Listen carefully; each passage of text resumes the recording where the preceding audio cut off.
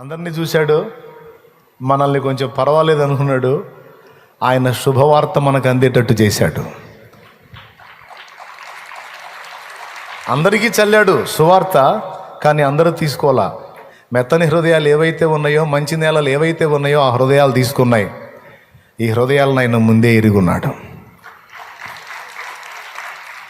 ఎప్పుడు ఎరుగున్నాడు నిన్ను నన్ను దేవుడు అంటే ఇర్మియా గ్రంథంలో చెబుతాడు. తల్లి గర్భములో పిండముగా నీవు రూపింపబడక మునుపే నేను నిన్ను ఎరిగి తిని అంటాడు. మైండ్ పోయిద్ది అసలు. పిండంగా రూపించబడి పెరిగి పెద్దయి మన బుద్ధులు బయటపడితే ఎరగటం జనాలకు తెలుసు. అబ్బాయి పుట్టాడంటగా, అమ్మాయి పుట్టిందంటగా అని ఇకిలిస్తారు. పుట్టాడు, పుట్టినోడు సైకో అవుతాడో, సైతాన్ అవుతాడో, సాత్వికుడు అవుతాడో ఎవరికి తెలుసు. కానీ తల్లి గర్భంలో ఇంకా పిండముగా మనం రూపింపబడక మునుపే మనల్ని ఆయన ఎరిగి ఉన్నాడట. అర్థమైందా? ఎప్పుడు ఎరిగి ఉన్నాడు? ఇర్మియా గ్రంథము 1:6-4 చూసుకో. ఇర్మియా గ్రంథం 1 అధ్యాయం 4వ వచనం, అందులో చెప్తున్నాడు. 5వ వచనం, గర్భములో నేను నిన్ను రూపింపక మునుపే నిన్ను ఎరిగి తిని, నీవు గర్భము నుండి బయలుపడక మునుపే నేను నిన్ను ప్రతిష్ఠించి తిని, జనములకు ప్రవక్తగా నిన్ను నియమించి తిని అన్నాడు. ఎప్పుడయ్యా? పుట్టిన తర్వాతనా లేకపోతే పుట్టక మునిపేనా? 5వ వచనం, గర్భములో నేను నిన్ను రూపింపక మునుపే నిన్ను ఎరిగి తిని. అంటే తల్లి గర్భములో మనల్ని రూపిస్తున్న వాడు ఎవరు? అమ్మాయి పుట్టాడా, అబ్బాయి పుట్టిందా? అబ్బాయి పుట్టాడు. అబ్బాయి పుట్టాడా? అబ్బాయా? అమ్మాయి పుట్టింది. అమ్మాయా?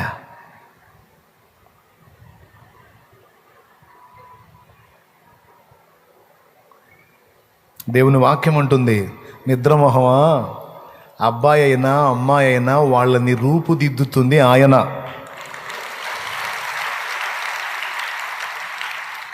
నీకు 2 పుట్టినా, 3 పుట్టినా, 4 పుట్టినా, నీకు ఓపిక ఉండే 40 మందిని కన్నా, నీ కడుపులో ఉన్న పిండాన్ని రూపుదిద్దుతుంది ఆయన. ఒకవేళ మనుష్య సంబంధంగా ఏదైనా టెక్నాలజీ ఉపయోగించి నువ్వు రూపుదిద్దావా, ఆ దిద్దబడిన వాడు నిన్ను నాశనం చేసే సైకో అవుతాడు. దేవుడు తన చిత్తానుసారముగా సిద్ధపరిచిన దాని విలువ వేరు, దాని ఏర్పాటు వేరు, అది ప్రత్యేకమైంది. ఒకవేళ ఏదో మానవ ప్రయత్నంగా ఏదన్నా ప్రయోగం చేసి సఫలం కావాలన్నా కూడా దేవుడే దాన్ని వర్కౌట్ చేయాలా. ఆ కోణంలో అనుకోవచ్చు, ఈ కోణంలో అనుకోవచ్చు. సరే, పక్కన పెడదాం మ్యాటర్ ఇది. లేఖనం ప్రకారం చూసుకుంటే గర్భములో నేను నిన్ను రూపింపక మునిపే నిన్ను ఎరిగి తిని అన్నాడంటే రూపించేది ఎవరో అర్థమవుతుంది అక్కడ. మన అమ్మ కడుపులో మనం ఉన్నప్పుడు మన ముక్కు, కళ్ళు, నోరు, పళ్ళు, మన అవతారం మొత్తం, మనం స్త్రీయా పురుషుడా మొత్తం డిసైడ్ చేసి మనల్ని రూపుదిద్దుతుంది, నిర్మిస్తుంది స్పష్టంగా దేవుడే అని ఇర్మియా 1:5 సాక్ష్యం ఇస్తుంది. ఇప్పుడు చెప్పండి, మీ అమ్మ చేసిందా నిన్ను? మీ నాన్న చేశాడా? నన్ను మా అమ్మ చేసిందా, మా నాన్న చేశాడా? బాయ్, ఎవరు చేశారా? ఎవరు చేయలే. అసలు వాళ్ళకి ఏం తెలియదు. మనల్ని ఆయన చేతులే నిర్మించాయి. అంత మక్కువ పెట్టి, అంత శ్రద్ధ పెట్టి, అంత దృష్టి పెట్టి ఆ వ్రేళ్లతో పనిచేసి నిన్ను నిర్మించుకున్నాడే, నిన్ను మర్చిపోతాడా?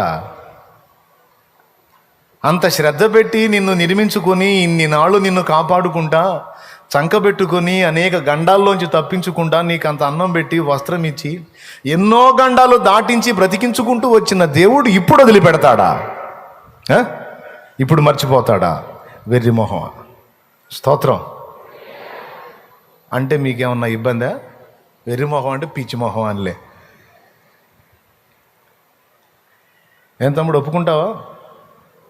ఎవరు నిన్ను రూపించారు? మరి అంతసేపు రూపించేవాడు, అంత ప్రేమ కలిగినోడు నన్ను నల్లగా ఎందుకు పుట్టించాడు?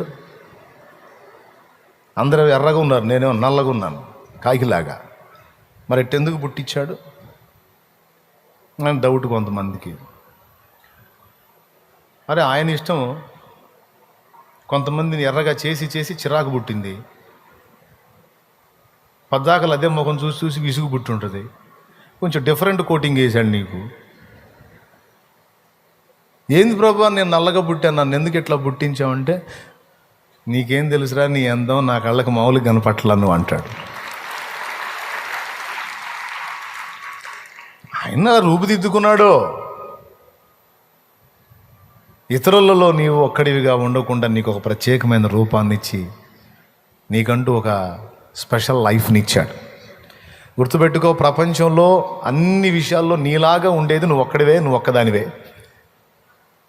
ఇంకెవ్వరు నీలాంటి వాళ్ళు లేరు లేరు లేరు ఉండబోరు. ఎవరన్నా పోలికలు కలిస్తే 1, 2, 3, 4 కలుస్తాయేమో, కానీ అచ్చుగుద్దినట్టు మెంటాలిటీ, పోలిక, వ్యవహారం, ఆలోచన మొత్తం అచ్చుగుద్దినట్టు నిన్ను దించేవాడు ఎవ్వడు లేడు. అసలు ఎంత పనితనమో చూడు. మళ్ళీ అందరి పుర్రెలు అయ్యే పుర్రెలు, ఎముకలు అయ్యే ఎముకలు, అందరి అవతారాలు అయ్యే, లోపల స్ట్రక్చర్ అంతా కూడా అదే. కానీ అసలు చిన్న చిన్న షేపుల్లో మార్పులు పెట్టి ఒకళ్ళ ముఖాలు ఒకళ్ళకి కలవకుండా డివైడ్ చేశాడండి, సపరేట్ చేశాడు. అది అమ్మ కడుపులో పిండం యొక్క నిర్మాణం. మళ్ళీ అటుపోయిందిరా మైండ్. నేను చెప్పేదాని మీద ఈడు, నేను చెబితే ఇంకోసారి తర్వాత ఎత్తాడు. పొద్దున్న చేతి సాయంత్రం వేసినట్టు. స్తోత్రం. హలే.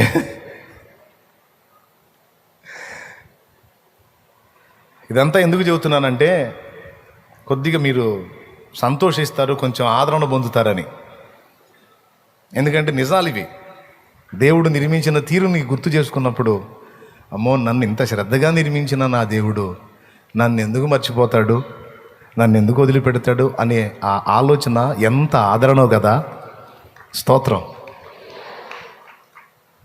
విశ్వాస అయిన వాడు ఒకడు పేషెంట్ అయి బెడ్ మీద ఉన్నాడంట, మరణ పడకలో. చూసిపోవటానికి వస్తారుగా అందరూ. ఫ్రెండ్ వచ్చాడు, ఫ్రెండ్ ఒకడు. వీడికెళ్ళి జాలీగా చూశాడు, ఆ బెడ్ మీద పండుకున్నోడికి వెళ్ళి చూసి, ఎరా అన్నాడు. ఎరా ఏంది, ఎట్లుంది, బాగా వీక్ అయిపోయావుగా, దాన్నే ఉందిలే కానీ బైబిల్ చదువుతావా అన్నాడంట. ఎందుకు చదవనరా, నీకోసం ఏమైనా చేస్తా, చెప్పు ఏం చదవమంటావు అన్నాడు. దినవృత్తాంతాల 1వ గ్రంథం 1వ అధ్యాయం చదువురా అన్నాడంట. అందులో చదివితే అన్ని పేర్లు ఉంటాయి, మనుషుల పేర్లు. ఏడన్నా యేసు ప్రభు రోగుల్ని స్వస్థపరిచిన వచనాలు చదవమంటారు. అవి విని విశ్వాసంలో బలపడటానికి వీడెవడ పేర్లు చదివించుకుంటున్నాడని డౌట్ వచ్చింది. అంటే మరణ పడకలో ఉన్నాడు కదా, మైండ్ కూడా పోతుందేమో అనుకున్నాడు. కొంతమంది అట్లా మాట్లాడుతుంటే మనకు డౌట్ వచ్చేది కదా, చచ్చిపోతున్నాడు కదా, మైండ్ పాపం మైండ్ పని చేయట్లేదు అట్లా అనుకున్నాడు. తర్వాత వీడు మళ్ళీ చదివావు కదా, బాగుంది సరే కానీ మత్తయి సువార్త 1వ అధ్యాయం 1వ వచనం నుంచి చదువు అన్నాడంట. అక్కడ కూడా అన్ని వంశావాళ్ళు మనుషుల పేర్లు ఉంటాయి. అబ్రహాం, ఇసాకును కానీ, ఇసాక్, యాకోబును కానీ మొత్తం వరుసగా ఉంటాయి. మళ్ళీ అయిపోయినాక లూకా సువార్తలో కూడా మళ్ళీ మనుషుల పేర్లే చదివిచ్చాడు. ఇక కన్ఫర్మ్ చేసుకున్నాడు, అన్ని మనుషుల పేర్లే చదివిస్తున్నాడు, మొత్తానికి ఇది ఏదో తేడా పడిందని. చివరికి అడిగాడంట, ఎరా యేసు ప్రభు చేసిన స్వస్థత కార్యాలు చదవమంటే చదివేవాడిని కదా, అన్ని పేర్లు చదివేస్తున్నావు, ఈ పేర్ల వల్ల నీకు వచ్చే ఉపయోగం ఏందిరా అన్నాడంట. వాళ్ళు ఎవరో, వాళ్ళ పేర్లు ఏవో, కొన్ని పేర్లు అయితే అసలు నోరు కూడా తిరగట్లా, ఈ పేర్లు కష్టపడి చదవాల్సి వచ్చింది నేను. ఈ పేర్లు ఎందుకురా నీకంటే ఆడు పండుకున్నాడు అన్నాడంట, ఇంతమంది పేర్లు గుర్తుపెట్టుకొని రాపించిన దేవుడు నా పేరు మర్చిపోతాడా?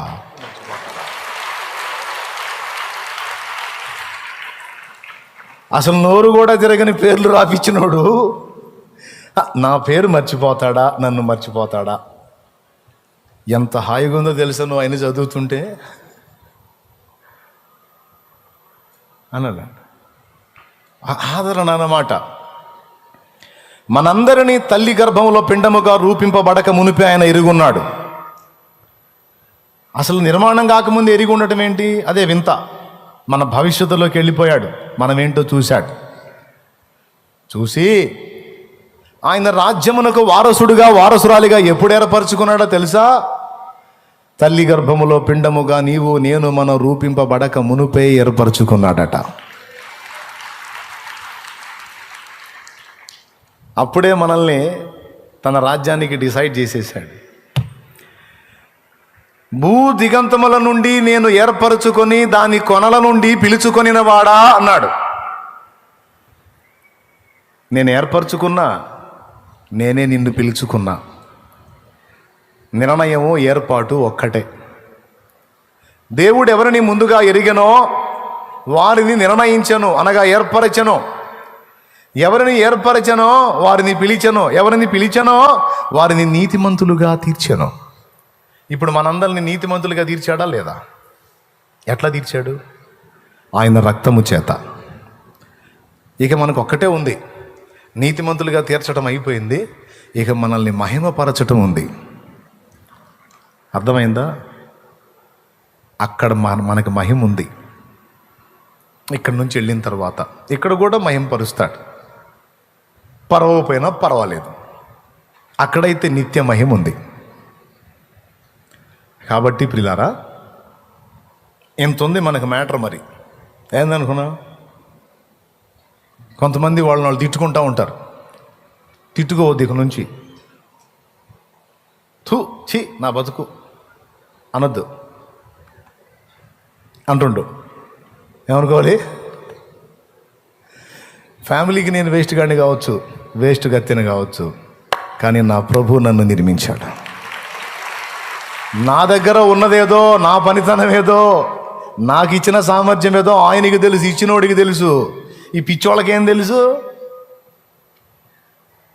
థామస్ ఆల్వా ఎడిసన్ అనేవాడు ఒక వినపడదు సరిగా. చిన్నప్పుడు స్కూల్లో పంపిస్తే లెటర్ ఒకటి రాసి ఆయన చేతిలో పెట్టి మీ మమ్మీకి రా అని పంపించారు. ఆయనకి చదువు చెప్పలేక విసుగు పుట్టి విరక్తి చెంది లెటర్ రాసి పంపించారు. మీ వాడికి చదువు చెప్పే శక్తి మా దగ్గర లేదు, అరవలేక సత్తన్నాం, ఎంత అరిసినా ఇడికి వినపడట్లా. స్తోత్రం, హల్లెలూయా. ఎంత అరిసినా వీడికి వినపడట్లా. నీ కొడుకు ఒక దండం, వాడి చదువుకు ఒక దండం, నీకు ఒక దండం. నీ చేతనైతే నువ్వే చెప్పుకో, లేకపోతే ఇంకో స్కూల్లో చేర్చుకో, మా వల్ల కాదని పంపించారు.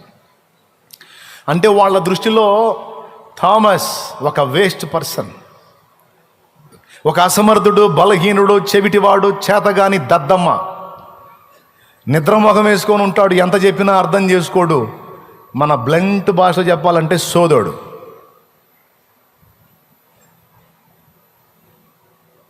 కానీ అతన్ని పుట్టించిన వానికి తెలుసు అతడికి ఇవ్వబడిన కృప ఏందో. ఈరోజు నీ సమాజంలో కావచ్చు, నీ ఫ్యామిలీలో కావచ్చు, ఇరుగు పొరుగుల్లో కావచ్చు, కొంతమంది నిన్ను అలా మాట్లాడతారు. కుక్క బతుకుతుంది, నువ్వు బతుకుతున్నావు, నీ బతుకు జడ అనేవాళ్ళు ఉన్నారు. అంటే నేను తిడుతున్నాను అనుకునేరు మనల్ని. అవునా? అసలు నీదో బతుకేనా? నీదే ఎందుకు బతుకుతున్నావు నాకు అర్థం కావట్లే. మంచి మంచి వాళ్ళు పోతున్నారు, నువ్వు బాటలే.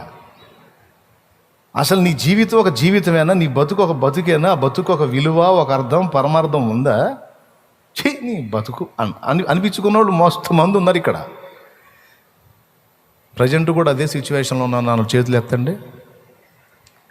ఎప్పుడో అనిపించుకోవటం కాదనయ్య, ఇప్పటికి కూడా ఏ సన్మానాలు పొందుతున్నా అన్నోళ్ళు చేతులు ఎత్తండి.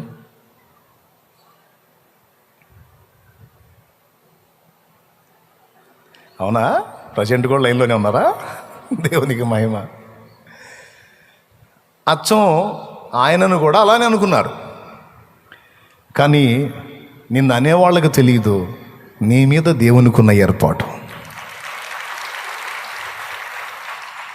నిన్ను ఏసడించుకునే వాళ్ళకి తెలియదు దేవుడు నీకే సామర్థ్యం ఇచ్చాడో, ఎందుకోసం నిన్ను పుట్టించాడో వాళ్ళకి తెలియచావదు. అది గొడవ. డేవిడ్ బ్రైనార్డ్ ఒక కాలేజీలోకి చేరితే అక్కడున్న అధ్యాపకుని తప్పు పట్టాడని ఆయన నిలువున బయటికి నెట్టేశారు. డైరీలో రాస్తారు ఆయన గురించి, రాసే మ్యాటర్లో ఆ విశ్వవిద్యాలయం ఎంత దరిద్రంగా అయిపోయింది, ఎంత ఆధిక్యత పోగొట్టుకుంది. ప్రపంచ ప్రఖ్యాతిగాంచినటువంటి దైవజనుడు డేవిడ్ బ్రైనార్డ్ దానిలో నుండి నెట్టివేయబడ్డాడు అనే దరిద్ర సాక్ష్యం తెచ్చుకుంది అని రాస్తాడు. అంటే వాళ్ళకి తెలియదు, వాళ్ళు నెట్టివేస్తున్నాడు, వాళ్ళు త్రోసేస్తున్నాడు, ప్రపంచానికే ఆశీర్వాదకరమైన దైవజనుడు అవుతాడని.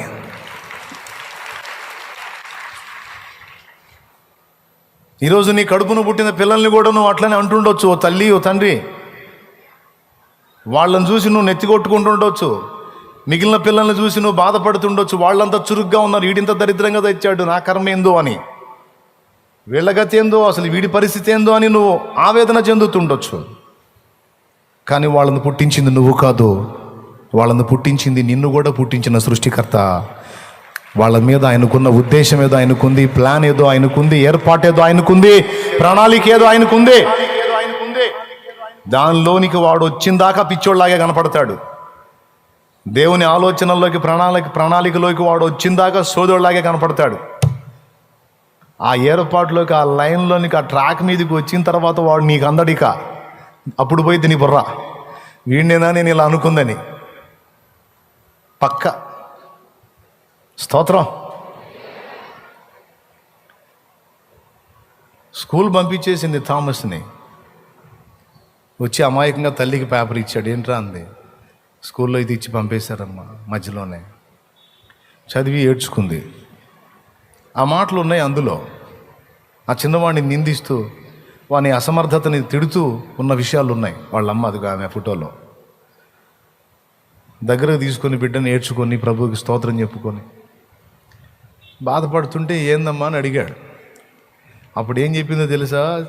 కొడుకు చెవిని దగ్గరకు తీసుకొని, నువ్వు పెద్ద మేధావంట, నీకు పెద్ద జ్ఞానం, ఎక్కువ జ్ఞానం ఉందంట, నీ అంత మేధావికి జ్ఞానికి చదువు చెప్పడం వాళ్ళకి చేత కాదంట అంది. ఆ లెటర్ దాచిపెట్టుకుంది. పోయి ఆమె బాక్స్ ఆమె పెట్టెలో భద్రం చేసింది. ఎక్కడో పుస్తకాలు అడుగుని పెట్టేసింది. తనే తనకు తెలిసినంతవరకు చెప్పుకుంటూ బిడ్డను అవగాహన కల్పించుకుంటూ పెంచుకుంది. చిన్నగా డెవలప్ అయ్యాడు. ఇన్నర్ ఫీలింగ్, ఆయన లోపలి ఫీలింగ్ ఏంది? ఆయన ఫీలింగ్ ఏందండి లోపల? మేధావిని మా అమ్మ చెప్పింది, జ్ఞానవంతుణ్ణి మా అమ్మ చెప్పింది, తెలివి గల్లవాణ్ణి మా అమ్మ చెప్పింది. మా అమ్మ దేవుని మనిషి. విశ్వాసం. నిజంగా అదే జరిగింది. ఈరోజు నువ్వు ఇంటికి పోయి డింగ్మన్ లైట్ వేసుకుంటే టపీమన్ లైట్ వెలుగుతుంది. ఎవరు పుణ్యమో తెలుసా? ఆయనే కనిపెట్టాడు దాన్ని. ప్రపంచమంతా కూడా ఈరోజు లైట్ లేకుండా బతకట్లా. అడవుల్లో, మారుమూల ప్రాంతాల్లో సైతం ఏ కొంచెం అవకాశం ఉన్నా సరే, ఏమండి, ఈ మామూలు విద్యుత్ లేకపోతే సోలార్ విద్యుత్ అయినా పెట్టుకొని బల్బులు వేసుకుంటున్నా. బల్బు కనుగొన్నవాడు థామస్ అల్వా ఎడిసన్. ప్రియులారా, ఒకవేళ అదే స్కూల్లో ఆయన నుంచి చదువు చెప్పినట్టయితే ఆ స్కూలు ధన్యమైపోయేది. ఇప్పుడు ఎవరు దరిద్రులు? ఇంత గొప్ప మేధావిని పిచ్చోడు, సోదోడని బయటికి నెట్టినోళ్ళు కదా దరిద్రులు. నిన్ను పిలిచిన వాడు, నిన్ను ఏర్పరచుకున్నవాడు ఎందుకు ఏర్పరచుకున్నాడో ఆ ఏర్పాటులోకి నిన్ను తీసుకొచ్చి ఆ పని నీలో జరిగించిన నాడు నిన్ను నిందించిన నోళ్ళు మూతలు పడతాయి. నిన్ను అవమానపరిచిన నోళ్ళు సిగ్గుతో తల దించుకుంటాయి. ఏం కలత చెందాల్సిన అవసరంలా, కృంగిపోవాల్సిన అవసరంలా. నీ కడుపున నువ్వు కన్న బిడ్డల విషయంలో కూడా ఏర్పాటు ఉంది. ఎవరిని వేస్ట్గా తేలా భూమి మీదకి. ఎవరి మీద ఉండే ప్లాన్ వాళ్ళ మీద ఉంది మహానుభావుడికి. కాబట్టి మీరేం కృంగిపోవాల్సిన అవసరంలే. ఆరోగ్యవంతుల విషయంలో అయితే అట్లా ఉంది. మరి బలహీనుల విషయంలో వాళ్ళ మీద ఉండే ప్లాన్ వాళ్ళ మీద ఉంటుంది. ఇంతవరకు మీకు అర్థమైతే నాకు ఆనందం.